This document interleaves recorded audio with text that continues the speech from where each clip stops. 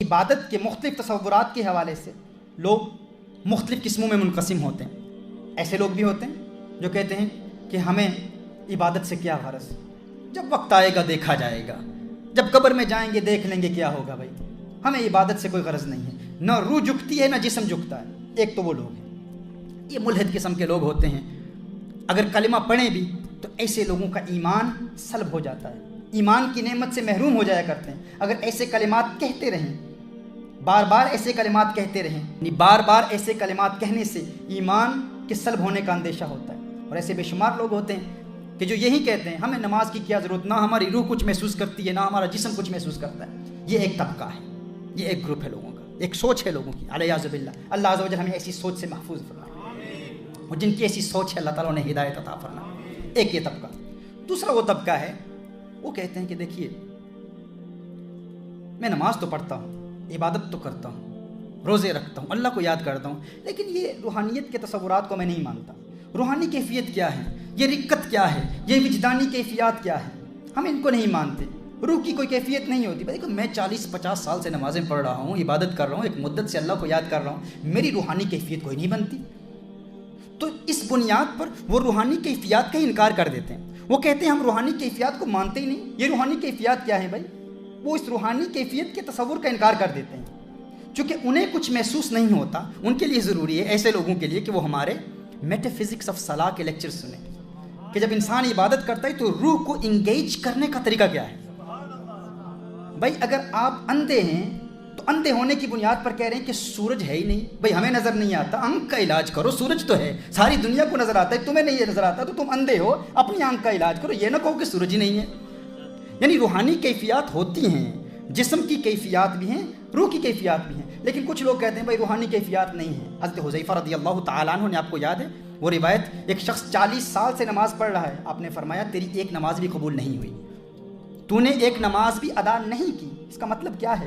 وہ ضروری ہے کہ ہم روح کو انگیج کرنے کے پریکٹیکل میتھڈ سیکھیں کہ روح کو انگیج کرنے کا طریقہ کیا ہے۔ یعنی ایک طبقہ وہ ہے جو اس بنیاد پر کہتا ہے روحانی کیفیت کچھ بھی نہیں ہوتی۔ بھائی کیوں نہیں ہوتی؟ مجھے محسوس نہیں ہوتی، میں ایک عرصے سے نماز پڑھ رہا ہوں۔ ہم ان روحانی کیفیات کو مانتے نہیں، ہوتے پرہیزگار ہیں، پرہیزگار بہی مانا کہ نماز پڑھتے ہیں، روزہ رکھتے ہیں، حج کرتے ہیں، عبادت کرتے ہیں، سب کچھ کرتے ہیں، لیکن روحانی کیفیات کے منکر ہوتے ہیں۔ اور چونکہ ان کیفیات کا انکار کر رہے ہیں تو ابتدا سے انہوں نے وہ دروازہ بند کر دیا۔ اب جب وہ دروازہ ہی بند کر دیا، وہ مانتے ہی نہیں ہیں، تو انہیں پھر وہ کیفیات ملتی بھی نہیں ہیں۔ ایسے لوگوں کو چاہیے کہ وہ اپنے اس دل کو کسی اللہ والے کی بارگاہ میں پیش کر دیں، کسی اللہ والے کے دل کے قریب کر دیں۔ جب وہ اپنے ایسے دل کو اللہ والے کے پیارے دل کے قریب کر لیں گے تو ان کے دل کی دنیا بدل جائے گی۔ لیکن اس کے لیے تکبر، نخوت اور رعونت کے بتوں کو پاش کرنے کی ضرورت ہے۔ کسی کی بارگاہ میں جھکنا آسان نہیں ہے، اور جب جھک کے انسان اپنا دل کسی کو دے دیتا ہے، نہ کوئی دل ملاتا ہے نہ کوئی دل سے ملتا ہے، کسی نے سچ کہا ہے دل بڑی مشکل سے ملتا ہے۔ نہ کوئی دل ملاتا ہے نہ کوئی دل سے ملتا ہے، کسی نے سچ کہا دل بڑی مشکل سے ملتا ہے۔ کیونکہ بڑے بڑے پیٹ راستے میں آ جاتے ہیں نا، وہ جب سینے سے سینہ ملتا، سینہ مل ہی نہیں پاتا کیونکہ پیٹ راستے میں آ جاتا ہے، ہاں؟ لالچ راستے میں آ جاتا ہے، وہ لالچ رکاوٹ بن جاتا ہے، دلوں کو ملنے نہیں دیتا۔ لیکن جو دل کو ملا دیتا ہے، ہاں، راز دل سے نہیں واقف دل ناداں میرا، تیرے عرفاں سے بھی دشوار ہے عرفاں میرا۔ دل کے راز، دل دریا سمندروں ڈونگے، کون دلاں دیاں جانے۔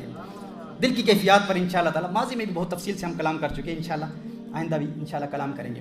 تو میں اس طرف آ رہا ہوں کہ پہلا طبقہ وہ ہے جو نہ عبادت کرتا ہے، نہ جسم کے جھکنے کو مانتا ہے، نہ روح کے جھکنے کو مانتا ہے۔ دوسرا وہ ہے، وہ کہتا ہے ہمارا جسم تو اللہ کی عبادت کرتا ہے، روحانی کیفیات کا وہ انکار کرتے ہیں۔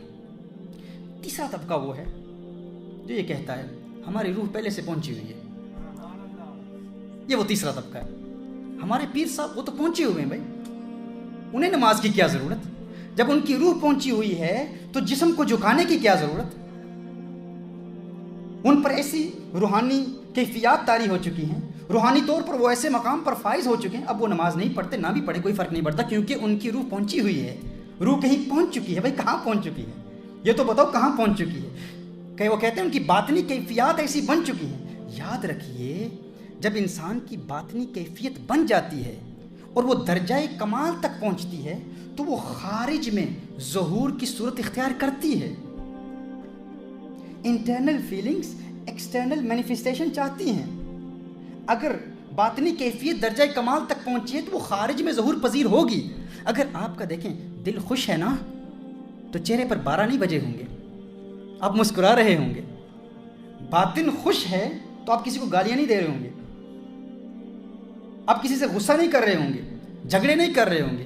اور اگر جھگڑے کر رہے ہیں, غصہ کر رہے ہیں, رو رہے ہیں, چلا رہے ہیں اور پھر کہیں کہ وہ فلاں صاحب بھائی خوش ہیں, باطن خوش ہے, ظاہر کی کوئی پرواہ نہیں. بھائی اگر باطن خوش ہے تو باطنی خوشی, داخلی خوشی خارج میں ظہور دکھاتی ہے, وہ ظاہر ہوتی ہے. تو اگر ان کی روح جھکی ہوئی ہے اور ان کی یہ کیفیت درجۂ کمال تک پہنچ چکی ہے تو وہ روح کا جھکنا اور روح کی یہ باطنی کیفیت اگر درجۂ کمال تک پہنچی ہے تو وہ خارج میں ظاہر ہوگی.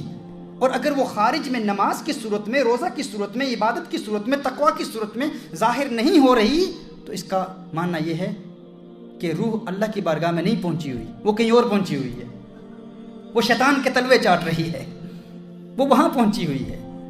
اور یار لوگ کہہ رہے ہیں کہ ان کی روح پہنچی ہوئی ہے. بھائی کہاں پہنچی ہوئی ہے؟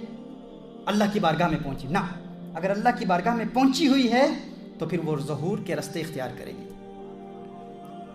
تو یہ ایک کیفیت ہے, یہ ایک لوگوں کی سوچ ہے. پہلا وہ طبقہ ہے جو نہ روح کو جگاتے ہیں نہ جسم کو جگاتے ہیں, مست لوگ ہیں, جب وقت آئے گا دیکھا جائے گا, قبر میں دیکھ لیں گے. یہ محروم لوگ ہوتے ہیں جن کا ایمان بھی سلب ہو جاتا ہے, ایمان کے سلب ہونے کا اندیشہ ہوتا ہے. دوسرے وہ لوگ ہیں جو جسم سے عبادت کرتے ہیں, روح کے تصور کو ہی نہیں مانتے, روحانی کیفیات کا ہی انکار کر دیتے ہیں, سرے سے انکار کر دیتے ہیں. تیسرا وہ طبقہ ہے جو کہتے ہیں کہ روح پہنچی ہوئی ہے اور وہ عبادت نہیں کرتے.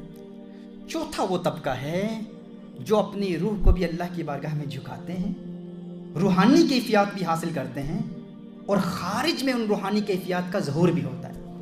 یہ اللہ والے ہوتے ہیں, یہ اللہ کے پیارے ہوتے ہیں, یہ اللہ کے بندے ہوتے ہیں, اللہ کے مقرب بندے ہوتے ہیں. تو یہ انسان کی کیفیات ہیں. اچھا ایک اور کیفیت بھی ہے, یہ بڑا ڈیلیکٹ ایشو ہے, بڑا ڈیلیکٹ ایشو ہے.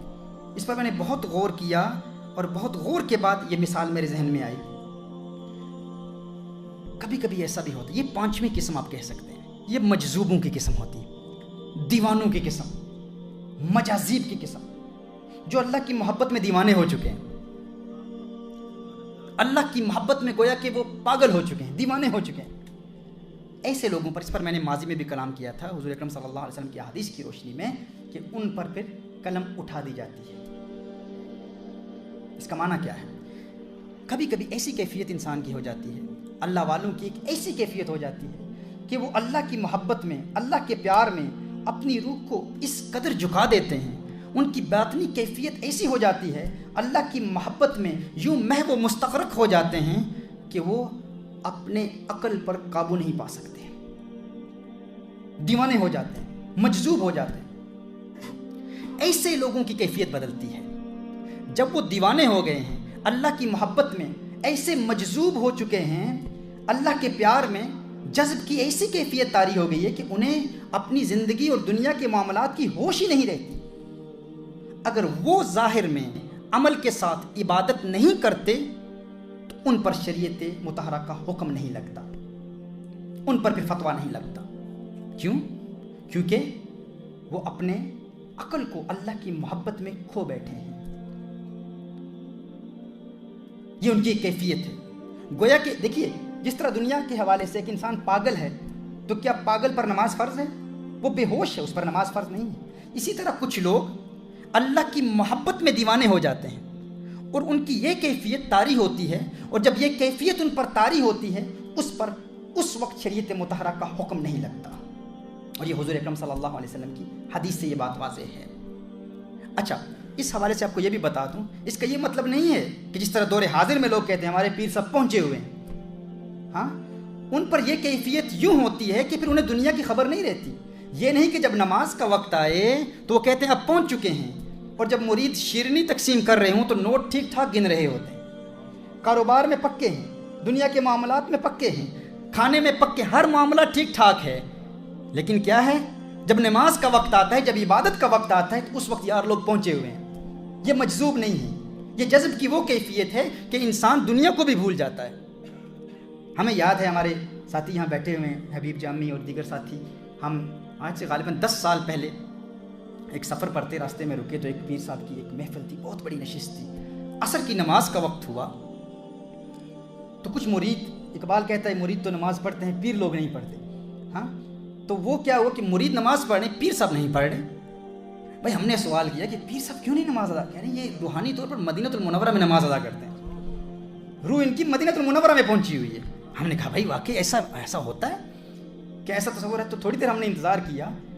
جب لنگر کھانے کا وقت آیا تو بریانی سامنے ہے، تو ہم نے کہا بھائی یہ لنگر بھی پھر مدینہ شریف میں کیوں نہیں کھاتے؟ جب کھانے کا وقت ہو تو اس وقت جسم کے تقاضے ہیں، اور جب عبادت کا وقت ہو اس وقت روح مدینہ المنورہ میں پہنچی اور وہاں عبادت کر رہی ہے. تو محترم اس کو میں مزید کلیئر کرتا ہوں کہ یہ جو جذب کی کیفیت ہے، اس کا غلط استعمال بہت زیادہ ہوتا ہے کہ فلاں شخص مجذوب ہے. دنیا کے حوالے سے کسی حوالے سے مجذوب نہیں ہے. جب دین کی بات آتی ہے تو اس وقت کہتے ہیں یہ مجذوب ہو گیا ہے، اس کی ایک روحانی کیفیت بن چکی ہے، اس پر نماز فرض نہیں ہے، علیاذ باللہ روزہ فرض نہیں ہے، عبادت فرض نہیں ہے، حج فرض نہیں ہے. اسے حج کی کیا ضرورت بھائی؟ اس کے دل کے اندر کعبۃ اللہ ہے، اور اسی دل کے اندر جو کعبۃ اللہ ہے اسی کے گرد یہ طواف کر رہا ہے، اسے وہاں جانے کی کیا ضرورت؟ علیاذ باللہ.